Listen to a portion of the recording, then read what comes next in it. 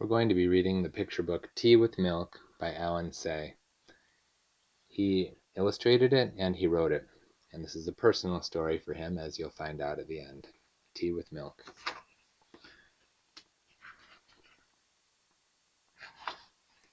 This was published in 1999. Dedicated to Saito Masako Sensei. From the window in her room, the girl could see the city of San Francisco. She imagined that it was a city of many palaces, and one day her father would take her there. He had promised, riding on a paddle steamer across the shining bay. Her parents called her Ma-chan, which was short for Masako, and spoke to her in Japanese. Everyone else called her May and talked with her in English. At home she had rice and miso soup and plain green tea for breakfast. At her friends' houses she ate pancakes and muffins and drank tea with milk and sugar. When she graduated from high school, she wanted to go to college and then live in San Francisco. But her parents were homesick and decided to return to Japan, which was their homeland. The daughter was sad. She did not want to leave the only home she had ever known. Once they arrived in Japan, she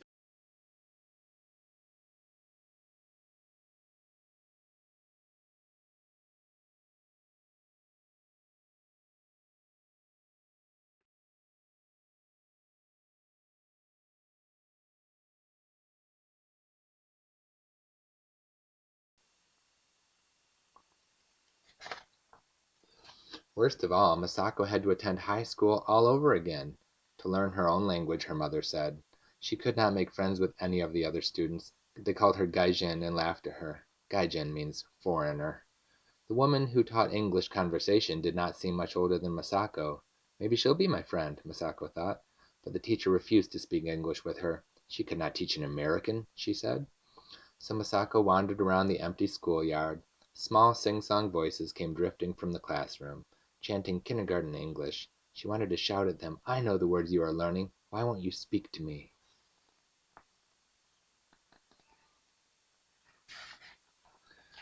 At home, Masako took lessons in flower arranging, calligraphy, and tea ceremony.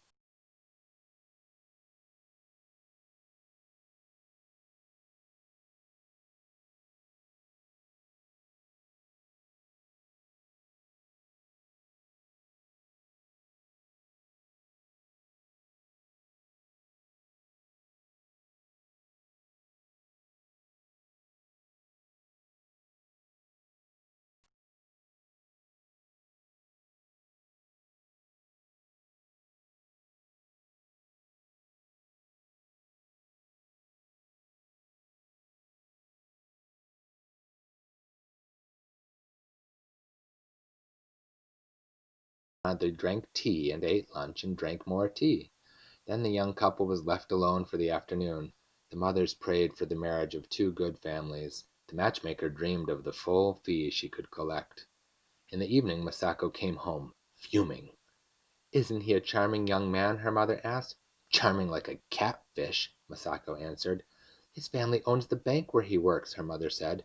"I won't marry a money lender," Masako replied. Masako could not sleep that night. "Mother is determined to find a husband for me," she told herself. "I could never."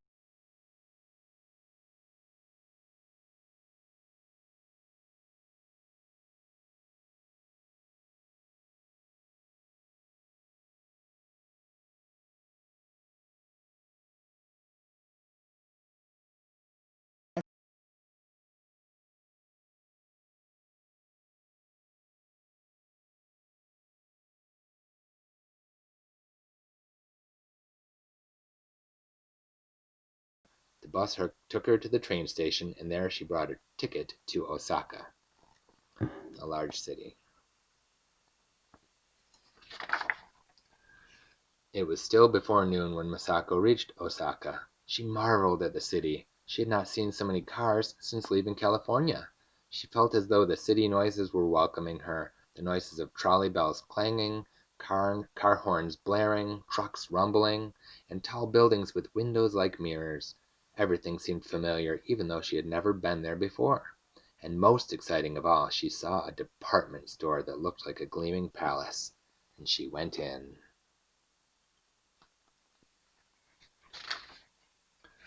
Once she was inside, it was Masako who stared. There were beautiful things to buy. There were restaurants and cafes and hair salons, even a theater. Am I really in Japan? She wondered. She walked aimlessly, whispering to herself, what if maybe I should. Her heart beat faster and faster. She felt dizzy and confused. Finally, she went up to the office and asked if there were job openings. A clerk handed her an application form. As Masako filled it out, she thanked her mother for making her attend the Japanese high school for the calligraphy lessons. In the evening, she sent a telegram to her parents. She was going to live and work in the city. She would come and get her clothes on the weekend.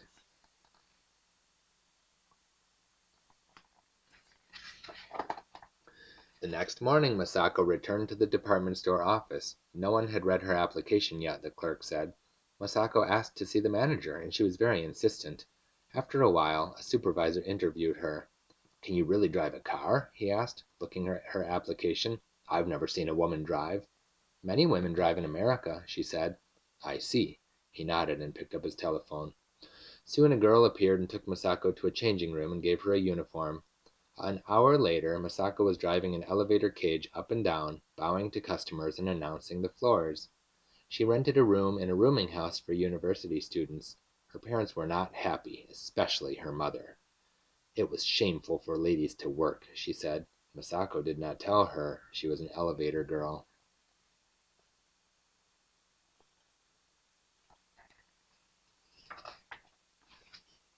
It was not long before Masako became bored with her job. Could I do something else? She asked the supervisor. You can stand by the main entrance and bow to the customers, he said. Only bowing all day long? She asked. He nodded. Masako returned to her elevator. No wonder ladies don't work in Japan, she thought with a sigh. In the afternoon, as she brought down the elevator, she noticed that a small crowd had gathered in the lobby.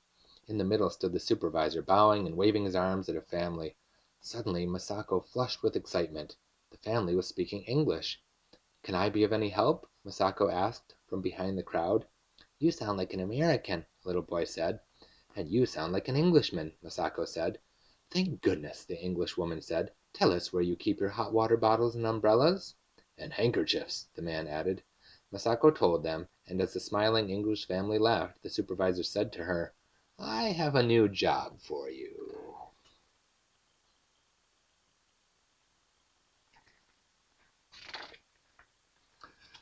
Masako became the store's guide for foreign businessmen. She had to wear a kimono for the job. How funny, she thought, that she had to look like a Japanese lady to speak English. The odd thing was that the kimono did not seem so uncomfortable now. After some weeks, Masako noticed a young man who joined her tour 2 days in a row. She saw him again on the third morning. He did not look like a foreigner, and so she said to him in Japanese, Surely you must know every corner of the store by now. He smiled and said to her in English, It would give me great pleasure if you would have tea with me. She stared at him. I went to an English school in Shanghai, he explained. They called me Joseph. Won't you have tea with me? I would enjoy that very much, she said in her very best English, and bowed as a proper Japanese lady should.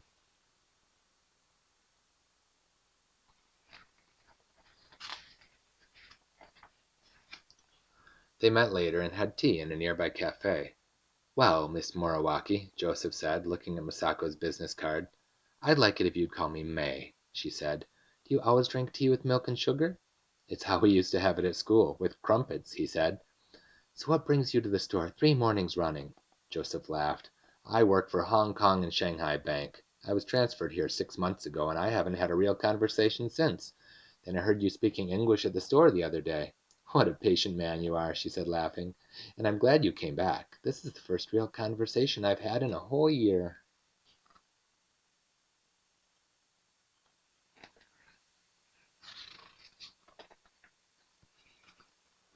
Are you planning to stay in Japan? May asked.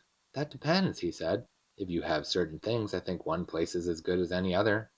What sorts of things? Oh, a home, work you enjoy, food you like, good conversation. How about you? Would you like to go back to America? I think so, someday, she said. I wouldn't have to be such a proper young lady there. I could get a job or drive a car and nobody would think anything of it. And that was the beginning of their friendship. They often met after work and on weekends. One night in the late fall, they had dinner at a restaurant that they liked. After a while, May noticed, that she was doing all the talking and Joseph was not eating his food. "Are you all right?" she asked. Joseph nodded but said nothing. As they left the restaurant, May said, "Tell me what's wrong." "They are transferring me," Joseph said. "What?" "They're sending me to another office." "Where?" "Yokohama." "No."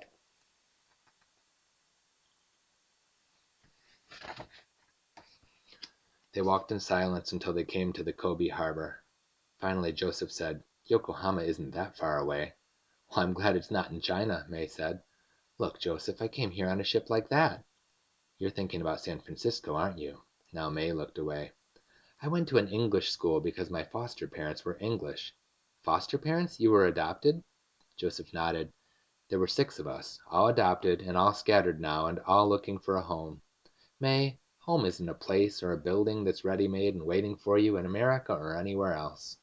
"You're right," she said. "I'll have to make it for myself." "What about us?" Joseph said. "We can do it together." "Yes," May said, nodding. "We can start here. We can adopt this country," he said. "One country is as good as another?" May smiled. "Yes, Joseph. Let's make a home."